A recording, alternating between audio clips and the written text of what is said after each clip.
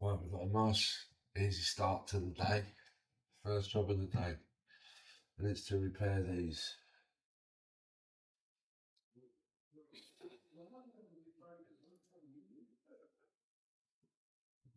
Give it a quick squirt.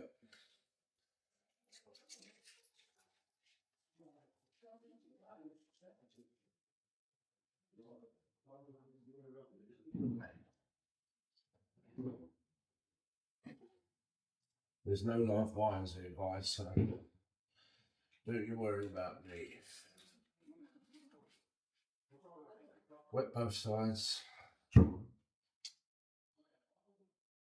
one goes down. Let's get it in.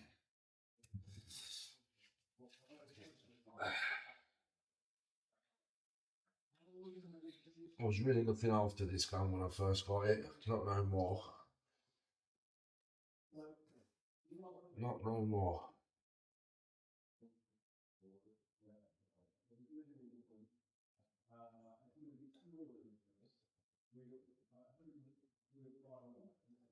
Right, there we go.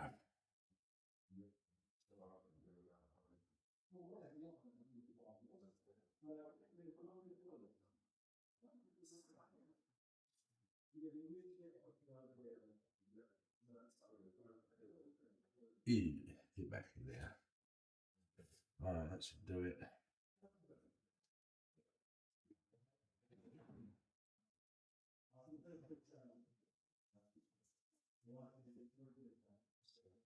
Let that go off, guys. Give it 5 minutes.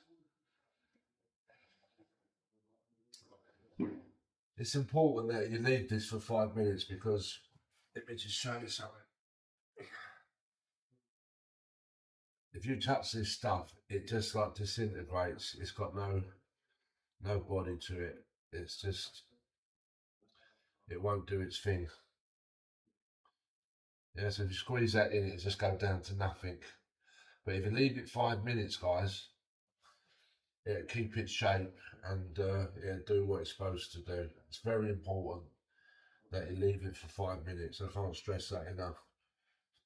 Plus, add water to it because it's supposed to help it, guys, as well. Both surfaces, and you'll get a good job. Right, come back to me in 5 minutes. Right, it's been 5 minutes, guys. And maybe if I zoom in, I can show you that you can just see that it's starting to tack up. And the test of it is as you pull your finger away, it kind of wants to come with you and it kind of leaves strands. It beads out. Like that, guys. It's starting to go like, there you go, like that. That's how you want it, like that. Perfect. Right, let's stick it in. Give it another spray because it's drying.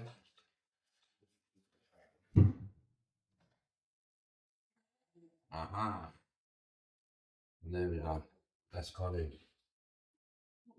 So what's happened, that's sunk in a mill now. I've got that sitting in there really nice there, guys.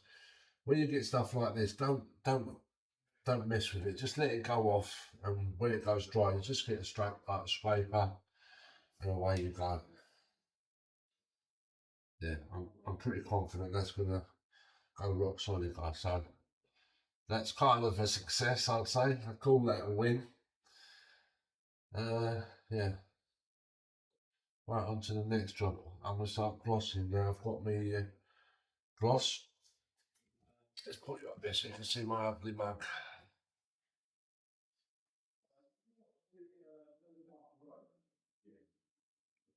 Right. We've literally spent 2 weeks like really going around here, sanding, filling, just preparing. Like the main work was the ceilings, guys. So I've got them to how I want now. This is the last one that needs a little bit of filling, rub down, spot patch, give it its last coat, and it's done. All the lids are done, which has been the hardest job in this house, is doing the ceilings, and then followed by the coving, which was an absolute ball ache. The skirting went on lovely. It's quite easy, really, but it's labour intensive. But we got that done. So we are literally on the final wordle now because it's going to be the enjoyable part where you get to put the paint on more or less. It's got to have two coats, so the first coat's going to be a bit of a ball ache, but like the second one, it'll be just ready. We've got two bedrooms that are ready just for the final coat. Now, I never know, and I've been decorating all my life, and what would you do? Like, do you cut in to the skirting? Do you like gloss the skirting and the wind and the door frames and the window frames and all that, and then do you, as your last bit that you do you paint the walls, or do you do it around the other way? Do you paint the walls and then do you cut into the skirting, the door frames and the windows? And over the years I've tried both, and I don't know. But today I'm going to be glossing the skirtings and the door frames, and I'm going to be cutting in on the onto the wall. That'll be my last coat in the room, guys. So I'll be down on my hands and knees, and I'll be cutting in as close as I can, getting a nice cut. I'm hoping with what we've done with these skirtings that I've got like a nice easy cutting surface, but there's nothing worse than trying to cut in and like it's all bobbly and in and out, and before you know it you're in a world of pain. Yeah. But we shall see what it looks like when it's done, guys, because it's getting close. Let's go. Right, it's been about 40 minutes, guys, so we're good to go now. I'm just gonna fill it now. Easy fill, 60. Now I'm not going to try and fit it all in and get it perfect. I'm going to have to build it up. But that's okay.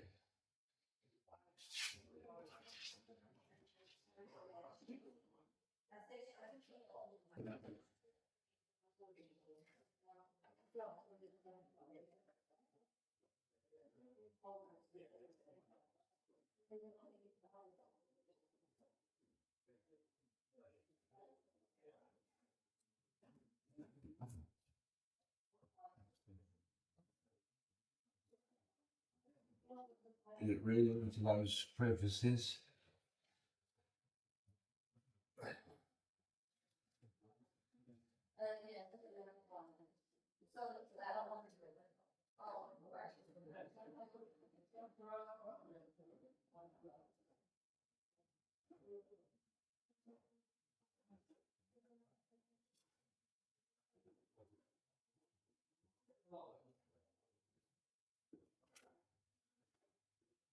Doesn't matter what it looks like at the moment, guys, but I'm basically getting it off the surface.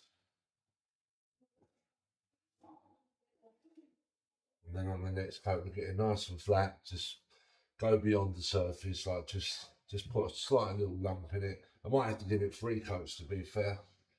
But yeah, we'll just keep going until we win. Come back to me in an hour's time when that's dry. We give it a little rub down and a fill, rub down with a fill until we're happy. This is what it looks like. It's done. Happy days. Right, I'm in this room today. All the ceilings have been done now, guys, and I must say they've come out all right. I'm really happy with them. I keep meaning to show all the little jobs that I videoed and like, you know, the final result of how they look. I'm going to show you the first one. The top of the stairs, like that blue little cupboard thing that I painted, and that was, well, they're going to call this the office, but it's come out really well, guys. It's had 2 coats, and to what it looked like previously, it's come up really nice, so I'm really happy with that. Then I'm going to take you through to where I feathered in the wall. I put like a bead up. You can't even see like the transition, guys. It's come out really well. It's this corner here. This one here. That's come out really, really nice.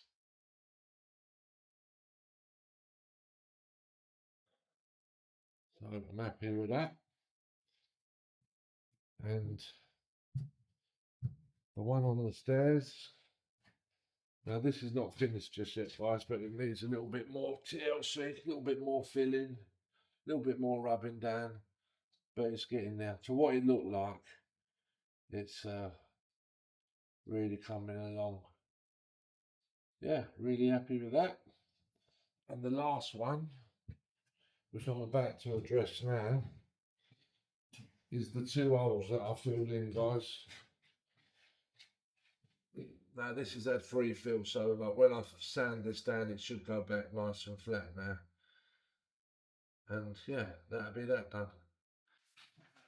Right, I've got another bedroom finish. It's near enough finished, should I say. And the way I'm going to be cutting in this skirting, guys, I'd like an opinion on it. I'm going to be masking taping it, basically. We're going to undercoat it, eggshell it twice, and then we're going to be putting some masking tape on it, and then your eggshell on top of the masking tape, and then we're going to cut the wall in. That's the way I think I'm going to do it. I've tried it every way. I've used spatulas, I've tried to cut it in. It's just not coming out good enough, so I think that we're going to do that. We've got all the lights in there. I'll show you guys. It's put a dimmer in there because this is the baby's room. Obviously, you need to just dim it a little bit for the baby. It's got all the sockets in. It's been 2 coated. The ceiling's been filled and finished.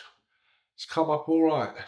It's got these lights in every room actually, apart from the main one.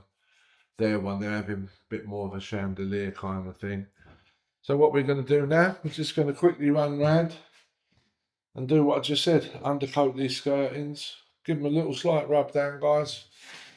But like I say, all the walls now are finished. And it's always frustrating because when you're putting on the final coat, you'll always see something that you missed.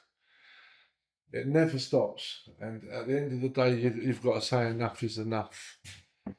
And yeah, which is not in me really, but I've done it about 5 times. I've gone round and filled and spot patch, rubbed down, and yeah, I mean, I've got it to as best I can, but now it's all finished. I'm starting to see other things, but there's nothing I can do about it. Where these walls have been dot and dabbed, you can see each board. It's a little bit, it's not that bad, but in certain lights you can see, you know, it's a little bit wavy. But it's really come up well, actually. Really happy with it. Right, we're going to crack on, and I'll show you in a little while how far we got.